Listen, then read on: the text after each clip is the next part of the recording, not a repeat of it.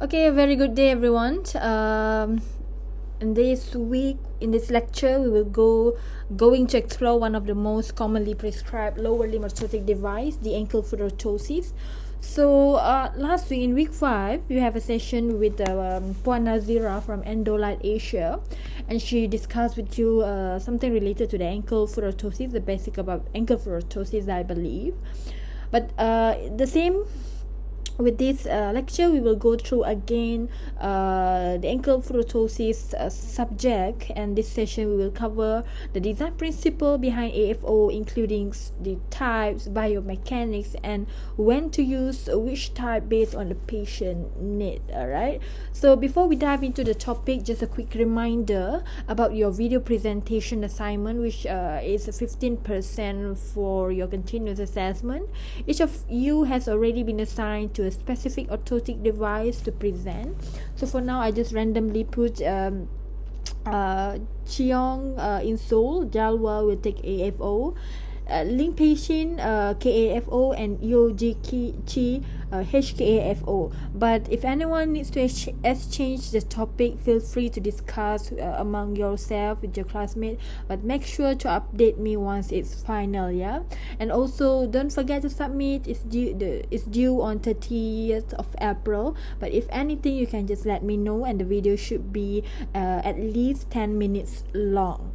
Alright, so let's start with the basics and AFO, which is a device that wrap around the ankle and foot, typically made of plastic or composite material. It's extremely worn and designed to support movement, correct misalignment, and improve overall gait mechanics. Okay, we often see AFO prescribed for people with some muscle weakness, neurology condition, or structural deformities, and the goal is always to restore function, improve stability, and reduce energy expenditure during walking.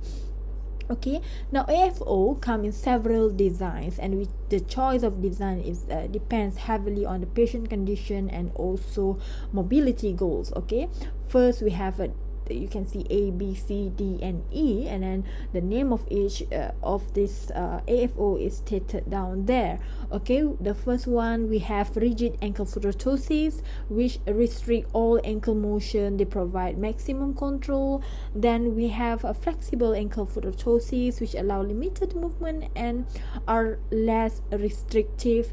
And then the third one, we have articulated AFO. Here you can see we have joints there, and usually we use a tamarack joint, which allow controlled dorsiflexion and also plantar flexion. And then we have ground reaction force, or we call usually GRAFO. It's designed to assist knee extension by manipulating the ground reaction forces, which is useful in crouch gait. And lastly, posterior leaf string AFO, which are lighter and often dynamic support, especially for patients with mild foot drop. Okay, we will discuss the detail of each type of the classification of AFO in the next slide. Okay, now the first one, which is rigid ankle foot orthosis. This is a type that completely restrict the movement at the ankle. Okay, if you see there is no hinge of anything there, so no dorsiflexion or no plantar flexion is allowed here. Okay, it also give a moderate amount of control at the subtalar joint, which help to reduce excessive inversion or eversion. Okay, this design of rigid ankle foot orthosis is especially very helpful for the patient with severe foot drop, spasticity, or generally unstable ankle, for example in cerebral palsy or CP, and also the patient after stroke. And it's usually fabricated from solid polypropylene PP or carbon composite material, because these are the strong and rigid. Okay, the biggest advantage of this ankle foot orthosis, rigid ankle foot orthosis, is its stability. Okay, the stability it gives during the stunt phase, okay, is very good. It also helps to prevent contracture, particularly plantar flexion. But since it's blocked ankle motion there's no natural push off during walking, and it may lead to the compensatory movement at the hip or knee, especially if alignment is not the ideal. Okay, next we have the second one, which is the flexible ankle foot orthosis. This type of ankle foot orthosis still provides support, but it allows some degree of ankle movement. Okay, especially dorsiflexion. You can compare the image with from the slide number 4. Okay, especially dorsiflexion here, while limiting excessive movement like plantar flexion or rolling in and out of the foot. So it is more suitable for the milder cases like mild foot drop, functional ankle instability, and instead of using a rigid plastic, this design type typically uses low density polyethylene or softer copolymer blend. Okay, what is great about this type of AFO is that it is lighter, meaning it will be more comfortable to the patient, and it allows some preservation of natural gait mechanics, which can help with the compliance. Okay, however, it is not as effective in more severe cases and may not be durable enough for the patient who put a lot of stress through their device, such as the heavier individual, they cannot use this, and then those who are very active. Yeah, and then the third one, we have the articulated ankle orthosis with joint. For example, Tamarack joint, as the name suggests, it incorporates a joint. You can see there from the picture at the ankle, and usually a Tamarack flexure joints or mechanical hinge that allow controlled dorsiflexion, sometimes plantar flexion, depending on the setting. If you remember last year, you have fabricated one of the articulated ankle orthosis in the lab, BED subject, I remember. Okay, so it is used for patient with partial weakness in dorsiflexion. If you don't remember how is dorsiflexion, please Google it, and then or plantar flexion. It's still it used with the patient with partial weakness in dorsiflexion or plantar flexor, but still benefit from controlled mobility. The shell is usually made from polypropylene PP, and joint hardware is installed at the ankle axis. Okay, the main benefit of this articulated ankle orthosis is that it enables more natural gait. Okay, meaning that it can be adjusted, for example, to block plantar flexion while allowing dorsiflexion, depending on the clinical goals. Okay, so but it is a bit bulkier than and heavier than the rigid AFO, and getting the joint alignment right during fabrication is very crucial here. And if it is not aligned correctly, the function cannot be compromised, or it can cause discomfort to the patient. And the next one, we have ground reaction AFO, or we call it GRAFO. It's a bit different from the shape, if you can see from the picture. It uses anterior shell for foot plate to influence how ground reaction forces travel up to the limb during walking, specifically to assist knee extension in the stance phase. Okay, this design is ideal for patients with quadricep weakness. If you don't remember where is the location of quadricep, please refer to the lecture note number 1, or those with crouch gait, such as in CP, cerebral palsy, and it is also used in post-polio cases of certain spinal cord injuries. Okay, and it's typically made from polypropylene and includes a tall anterior tibial shell that help to redirect the force. Okay, the benefit is that these help prevent knee buckling and reduce the energy cost of walking. However, for very long period of standing and walking, the anterior shell may feel uncomfortable and is not suitable for patient with knee hyperextension, as it may exaggerate that motion. Yeah, and then last one, we have the last classification of ankle orthosis. Here we have posterior leaf spring AFO. This one we can usually see a lot in the pharmacies. Sometimes they sell it in pharmacies, the ready-made one, and one of the lightest and simplest design. It works by storing energy during the stance phase and releasing it during the swing phase, helping with dorsiflexion. So it is ideal for the patient with mild foot drop, especially those in the early stages of recovery post-stroke. And this AFO is made from very thin polypropylene with narrow leaf shape at the back that gives some flexibility. Okay, the main advantage of this posterior PLS AFO is, of course, it's lightweight, discreet, and allows smooth push off during walking. And but since it's designed for dynamic movement, it doesn't provide much support in the medial lateral direction. If you see the wall, there's no wall there, and this is not suitable for cases with high spasticity or structural instability. Alright, now let's have a look at the biomechanical function of ankle pharotosis. Okay, there are four main purposes behind using an AFO. First, it helps to control motion at the ankle foot joint. Secondly, it assists second one, it assists in aligning the joint correctly so that walking becomes smoother and more efficient.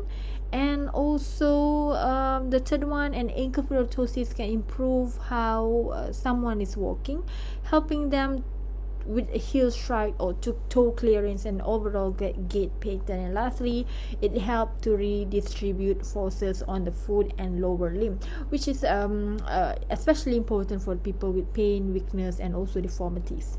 Okay, the first key biomechanical function of ankle pharotosis is motion control. For patients with issue like foot drop, the AFO holds the foot in neutral positioning during walking, especially during the swing phase, so that the toes don't drag. In some designs, such as rigid ankle pharotosis, the device completely blocks ankle movement to stabilize the entire joint.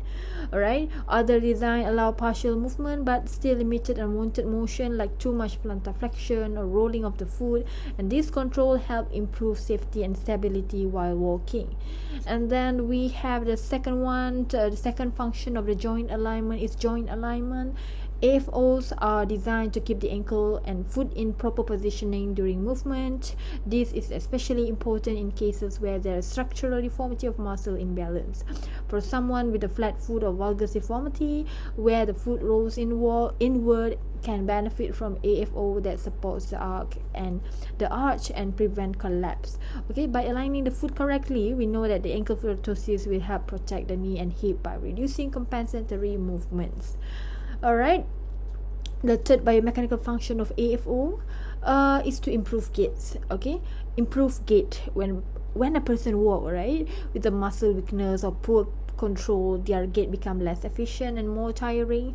So ankle pharotosis can restore more normal walking pattern by supporting the ankle during stance, helping with the toe clearance during swing phase, and reduce the risk of tripping and patient recovering from stroke, or those with neurological condition like CP, cerebral palsy.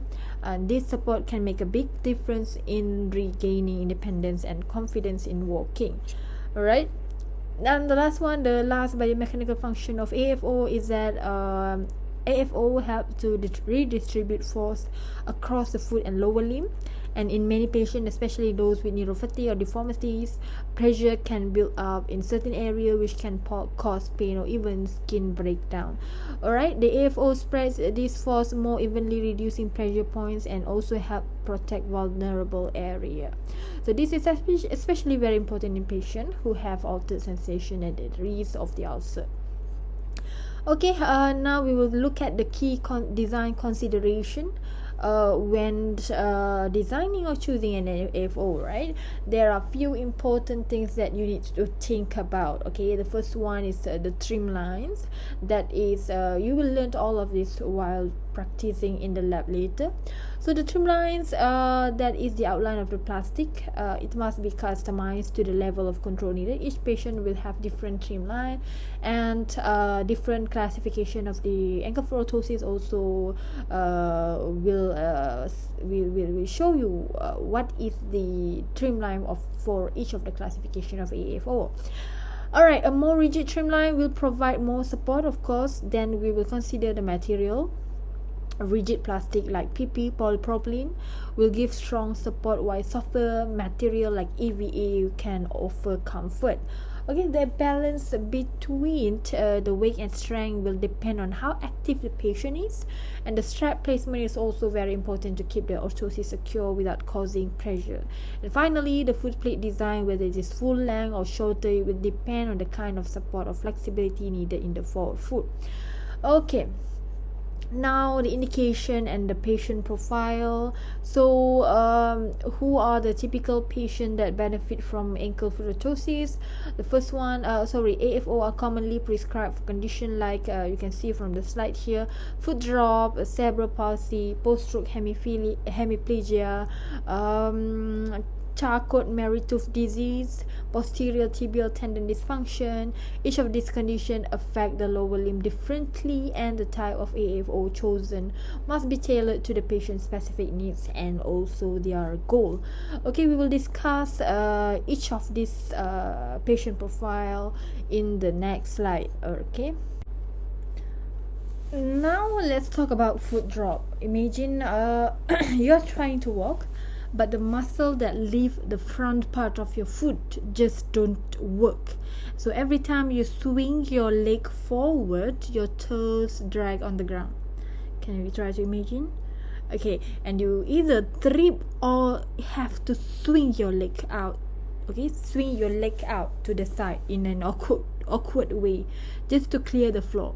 This is what we call as foot drop. Okay, you cannot dorsiflex, and then you need to swing your leg out to the side to clear the floor. Okay, it is often caused by the nerve injuries, muscle disorder, and even after stroke. Now, how does AFO help here?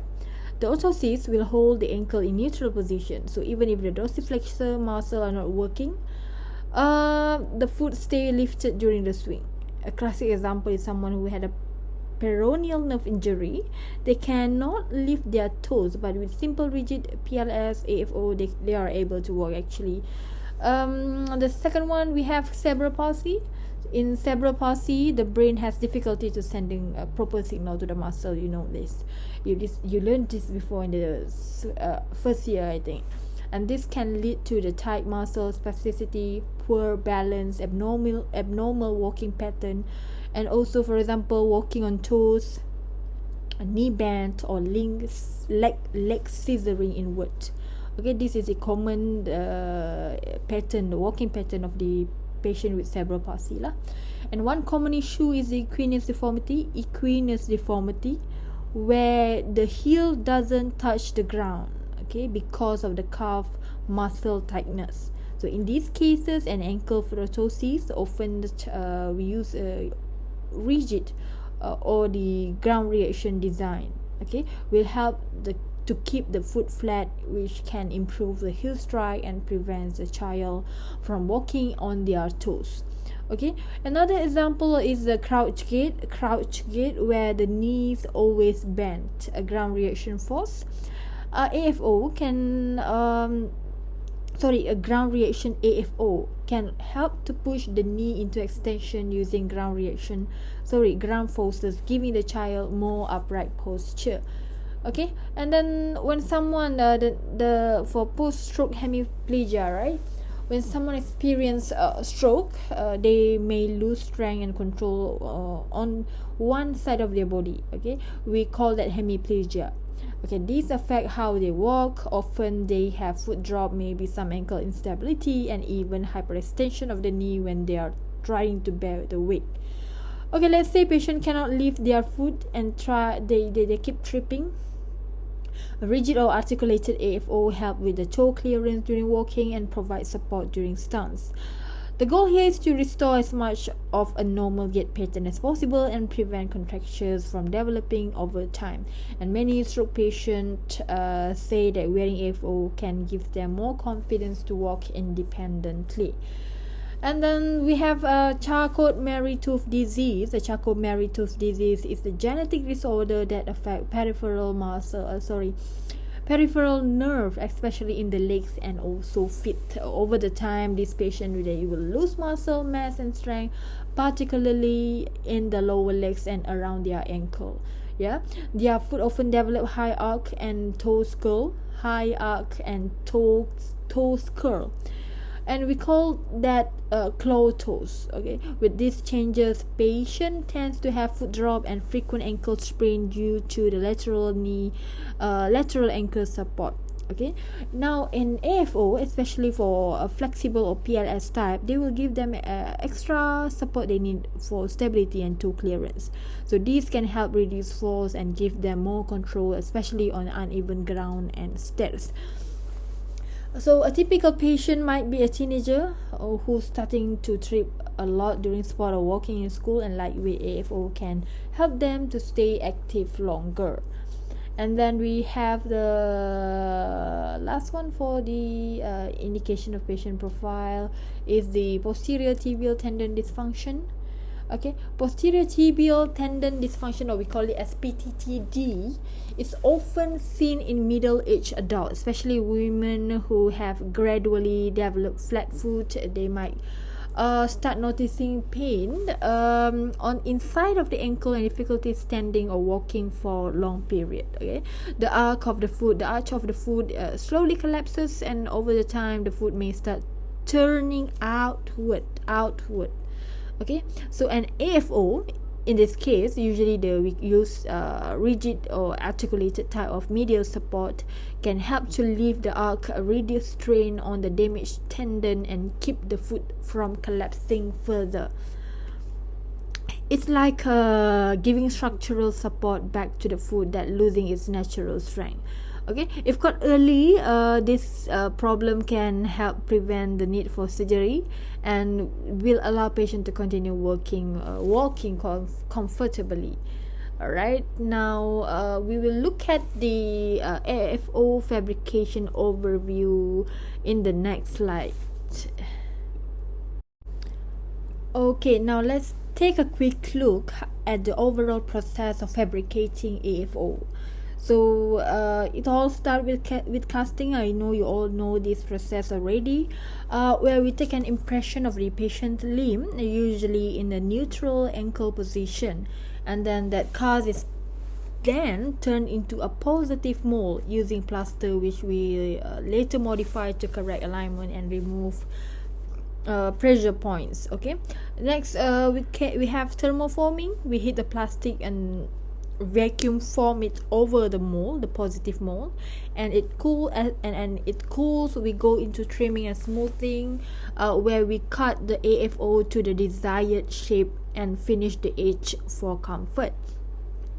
Then we move to strapping. This includes placing the strap and reinforcement to make the AFO stay secure. And finally, we do trial fitting and make any necessary adjustment to ensure that AFO works functionally and feels comfortable for the patient.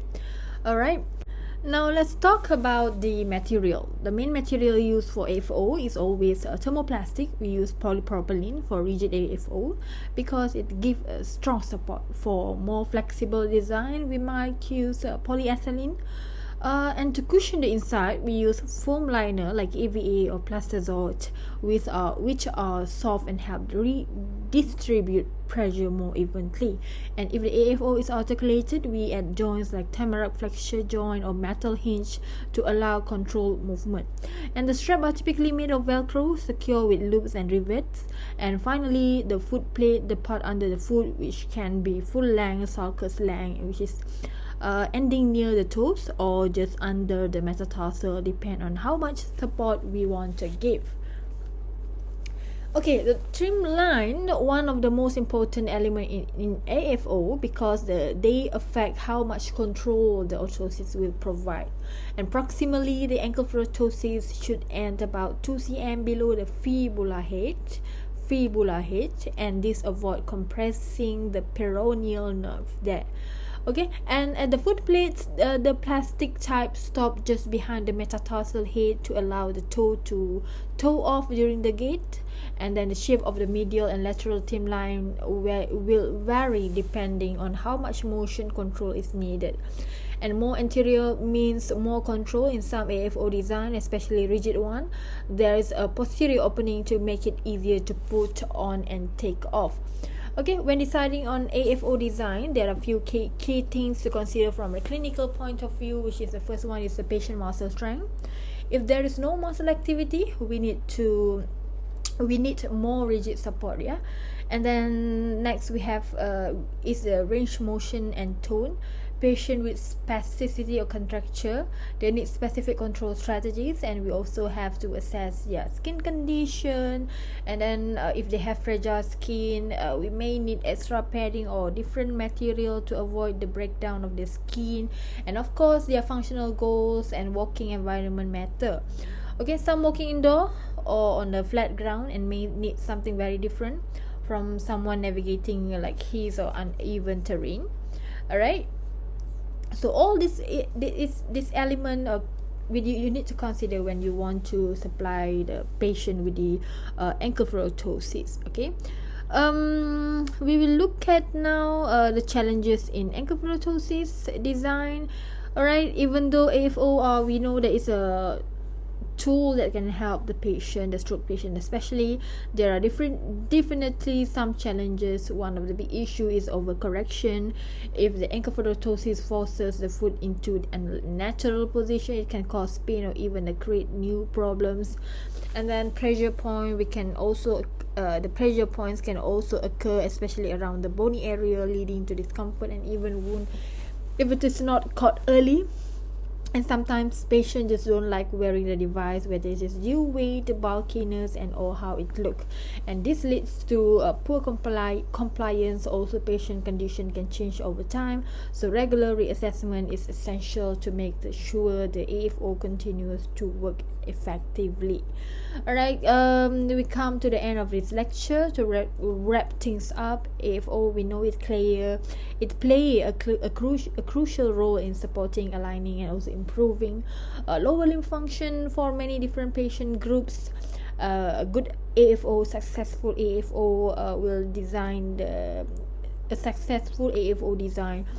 It will depend on the good understanding of biomechanics, and then the material properties, and most importantly the individual patient's need. So it is not just about fabrication skill, but also clinical decision making and ongoing communication with the patient. When all of these pieces come together, design, fit, and function, we get an orthosis that truly helps someone move better and live more independently. Alright, that is all for today's lecture.